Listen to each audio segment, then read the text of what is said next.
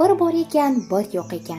Bir zamonlar bir cho'pon bo'lgan ekan. U har kuni erta tongdan qo'ylarini dalaga olib chiqar ekan. Uning qo'ylari o'tlab yurgan vaqtda u juda ham zerikar ekan. Shu vaqtda birorta bir foydali ish bilan mashg'ul bo'lish o'rniga doim xayol surib o'tirish bilan ovora bo'lar ekan. Ana shunday kunlarning birida cho'pon yana dalaga qo'ylari bilan chiqibdi. Qo'ylari o'tlab yurgan vaqtda cho'pon zerikishni boshladi. Shunda bekorchilikdan uning xayoliga bir fikr kelibdi-da, o'zining bu fikri unga ma'qul kelibdi.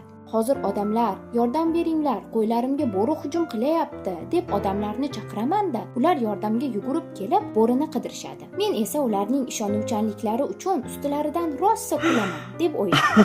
Odamlar, yordam beringlar, bo'ri qo'ylarimga hujum qilyapti, deya bor ovozi bilan baqira boshladi. Buni eshitgan odamlar cho'ponga yordam berish uchun yugurib kelishibdi. Odamlar kelib qarashsaki, bo'ri yo'q. Cho'ponning qo'ylari esa tinchlikda o'tlab yurishibdi. Cho'ponning o'zi bo'lsa xandon otib kulayotganmish. Odamlardan biri: "Nega bizni aldading? Ey cho'pon, yolg'on gapirib shuncha odamni ovora qilishga uyalmadingmi?" debdi.